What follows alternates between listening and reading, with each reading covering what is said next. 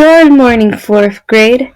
As you know, this Thursday you guys will have your Unit 6 test about ecosystems and food webs. To help you prepare for your test, I have been visiting different homerooms, having study sessions, and also having a review. Today, what we are going to do is we're going to use our different resources, our study guide, and Odaloo to review the information that will be on the test. Now, to find the study guide, you have to go click on classwork. Once you're on classwork, you will come to this page. You're going to scroll down to test review. Under test review, you have Unit 6 Quizlet flashcards, which is a great tool to help you study your vocabulary words. And then under that, you have your Unit 6 study guide, Ecosystems and Food Web. This study guide you can use to help you study for the test. There's a version available in Spanish and a version available in English. Let's look at the English version now. So this is the study guide for our Unit 6 Food Webs test. The test will be this Thursday, May 6th. Your job is to review these words so that you know what each of them are once you see them on the test. Let's start out by reviewing ecosystem is. An ecosystem is a community of organisms that interact with each other in its non-living environment. And there are many different ecosystems. There are deserts, there are oceans, there are forests. Those are some of the different ecosystems which we explored during our last year. Now, within those ecosystems, there are different food webs. Food webs are a tool that describe how different organisms relate in each ecosystem. Food webs have arrows that show who is eating the food and how the energy is being transferred. Now, within a food web, different organisms can play different roles. For example, there are producers. Producers are all those organisms that are able to make their own food. Producers like fruits, plants, flowers, trees, algae are able to make their own food using light energy from the sun, and through the process of photosynthesis are able to convert that light into sugar to help them grow. Producers do not need to eat or consume other animals. They produce or make their own food. When they make their own food, they are able to grow and become food or nutrients for other organisms in ecosystems. And then comes in consumers. Consumers, these are organisms that cannot make their own food. They have to consume or eat to get their energy. Some consumers like to eat certain plants, other consumers like to eat animals, or some consumers like to eat both. Some examples of consumers are birds, rabbits, lions, grasshoppers. All these different animals are consumers because they have to eat other organisms. Now let's go take a close look at these different types of consumers, since there are different types and different roles that they play. Our first type of consumer are herbivores. Herbivores are a type of consumer. These herbivores are consumers who only eat plants. For example, rabbits are consumers that are herbivores. Rabbits have to consume a plant for their energy, but the food that they like to eat is usually grass. That makes a rabbit an herbivore. Same as goats and rats. These are all herbivores because they only eat plants. Within our consumers, there are different types of consumers. Another example are carnivores. Carnivores are those consumers who eat meat. Carnivores are also consumers. The difference between a carnivore and a herbivore is that the diet of a carnivore consists of meat, meaning that they will eat other animals for their energy. Some examples of carnivores are owls, lions, and wildcats. These organisms have to consume or eat other organisms for their energy. However, they are known as carnivores because they eat meat. And then something that we call omnivores. Omnivores are also consumers. However, omnivores are different from carnivores and herbivores. Omnivores are not that very picky. They will eat both meat, like different animals, but will also eat different producers like grass or flowers. Some examples of omnivores are bears, humans, and chickens. Omnivores will eat plants and meat. Our last role in a food web are decomposers. These are very important because decomposers are what help finish off the food web.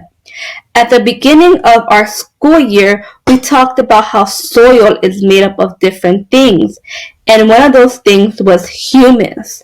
We learned that humus is made up of dead plants and animals. Well, guess who helps those dead animals and plants break down to tiny pieces? It's decomposers. Decomposers are organisms like bacteria and fungus who break down dead plants and animals back into small nutrients so that they can go back into the soil. When they are back in the soil, they are able again to help the producers be able to grow. It is one big cycle. Let's take a look at this example of a food web to identify what different roles each organism has. I have put colored boxes to identify each role. Orange is for producers. Pink is for consumers. Notice how there is a big pink box, and inside of this pink box, there we have herbivores, which are in green, omnivores, which are in blue, and carnivores, which are in red. Let's take a close look at producers. Can you share on Edpuzzle an example of a producer on our food web? Thank you for sharing your thinking. If you said skunk cabbage, the stinging nettle, the Sitka spruce, grasses, or red elderberry, that is correct. All these plants are examples of producers. These producers are able to make food using the sun energy and help themselves grow. When our producers are grown, they are able to help other organisms and ecosystems for food. For example, herbivores. Can you name some herbivores that we see on our food web? Thank you for sharing your thinking. If you said porcupine, red squirrel, or deer mouse, or salmon, that is correct. These are all examples of herbivores. As you can see, if we see the porcupine, we notice that it is eating a skunk cabbage, or our deer mouse, who eats grasses and sedges. These organisms are known as herbivores because they only eat plants for their energy. But our food web does not end there. There are other animals like carnivores who will eat some of our herbivores. Can you guys name the carnivore that is in our food web? If you said the marten, that is correct. A marten, it is a carnivore. This organism eats salmon, red squirrel, and deer mouse to get their energy. It has to consume or eat other organisms for energy. And then we also have omnivores. On Edpuzzle, can you name an example of an omnivore? Thank you. If you said grizzly bear or humans, that is correct. Grizzly bear and humans are examples of omnivores. For example, our grizzly bear, we see that it also eats skunk cabbage, but it also eats salmon. And same for our human. Our human eats stinging needle, but it will also eat salmon. All herbivores, carnivores, and omnivores are all consumers. They have different choices what they like to eat. Some may like to eat meat, some may not like to eat meat, but they are all consumers because they need to consume or eat another organism to get their energy. Now that we have reviewed our study guide, let's go back to Google Classroom so that we can use our Odaloo site to study for our tests. If you scroll down to Tuesday, you will get to see Test 6 Review Game. Tuesday, you will see Review for Thursday test using the Odo link below. Click blue Login button. So you see your username is science_Flores and your password is science, the number 4, me. Click on the link. Once you click on the link, you will get to this screen. You will click the blue login button at the top right corner. Type in your username, which is science_Flores. And then your password is science for capital S, the number 4, ME. You can also copy and paste. And then once you are here, you will see Unit 6 Ecosystems and Food Webs. Click play, and let's do a quick play, but you guys have the option to do a bubble breakout, memory melon, pixel art attack, archery, any of these games while you are doing the practice test you can complete. I'm going to do a quick play just so that we can answer the questions. Our first question says, all consumers eat meat. Is that true or false? Answer that on Edpuzzle now. If you said false, that is correct. All consumers do not eat meat. There are some herbivores that like to eat plant and even omnivores that eat both plant and meat. So all consumers eat meat is false. Alright, question 2. An organism that makes its own food is called is it a producer, consumer, organism, or environment? Answer on Edpuzzle now. If you said producer, that is correct. A producer makes or produces its own food. Question 3. Look at the food chain below. It's above. If a disease were to strike the snake population in this food chain, what will happen to the population of hawks? So let's think about it. If there was a disease that killed out all our snakes, what will happen? Will the population of hawks increase, meaning it will go up? Will the population of the hawks decrease, meaning it will go down? Or will the population of the hawks, will they stay the same? Nothing changes. Share your thinking on Edpuzzle now. If you said the population of hawks would decrease, that is correct. Because if there is no more snakes, what is the hawk going to eat? It will starve. It will start to go hungry. And eventually, some hawks will begin to die out, meaning there will be less hawks in the environment. What type of organism is missing from this food web? Producer, consumer, carnivore, or decomposer? We have green grass, which can be eaten by a snail, and then a snail can be eaten by a frog. Okay, but a frog can also be eaten by a snake, who is then eaten by an owl, or a frog can just be eaten by an owl. Or grass can be eaten by a grasshopper. A grasshopper can either be eaten by a snake or a frog. And the frog, as we saw, can be eaten by a snake or an owl. So when I was reading that food chain, that food web, I saw green grass, and I know that is a producer.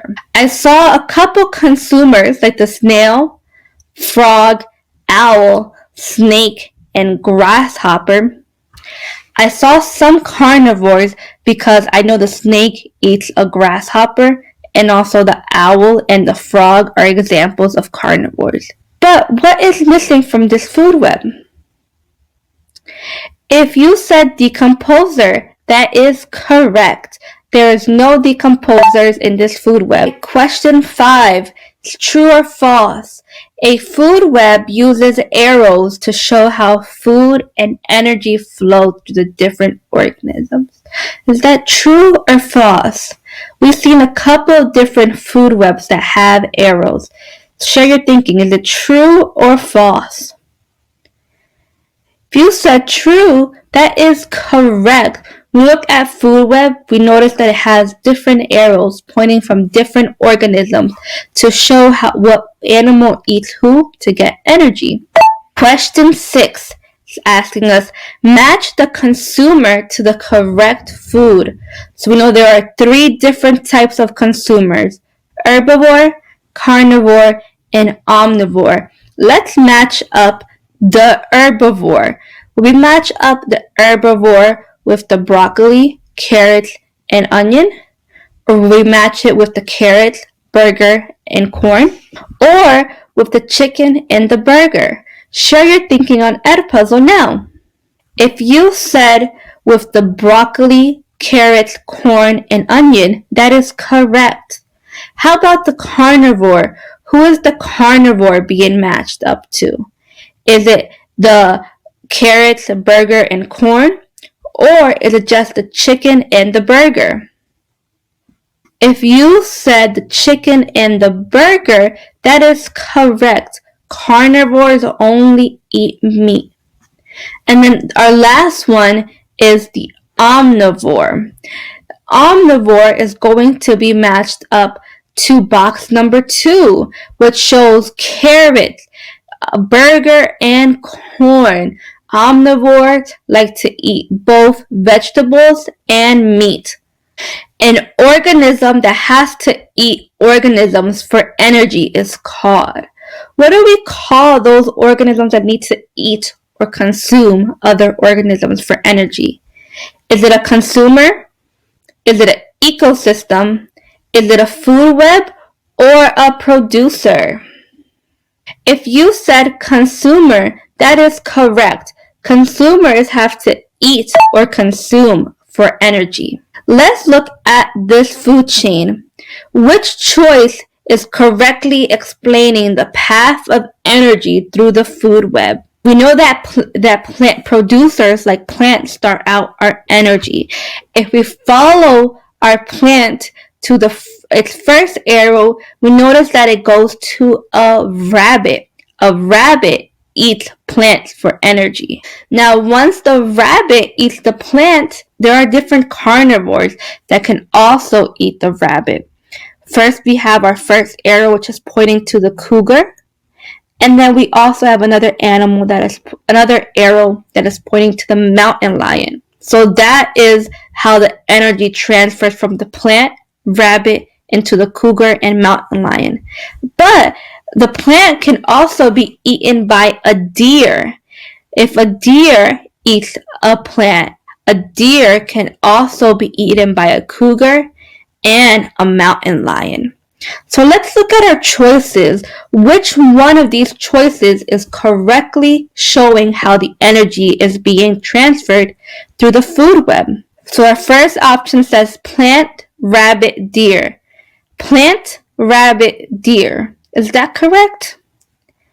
Our second choice says cougar, rabbit, wolf. Cougar, rabbit. Is there even a wolf on this food web? So it can't be that one. Choice number 3 says wolf, plant, deer. We just looked at our food web and we didn't see any wolves on our food chain. So it can't be choice 3. Or is it choice 4? Plant, rabbit, cougar. Plant, rabbit, cougar. Share your answer on Edpuzzle now. If you said plant, rabbit, cougar, that is correct.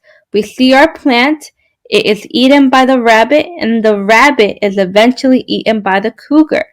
Good. Oh, for question 9, it is a bit tricky because I wasn't able to get the whole picture. But at the top of this food web, we have a grizzly bear, human, and a marten. Now, let's look at the food web. Identify who consumes the red squirrel. Is it the porcupine? Is it the skunk cabbage? Is it the grizzly bear? Or is it the marten? Who eats the red squirrel? Well, I see the red squirrel is right here. What organism is consuming or eating the red squirrel? If you said marten, that is correct. We see that our red squirrel is here and it goes up to the marten. It shows that the marten eats the red squirrel for energy.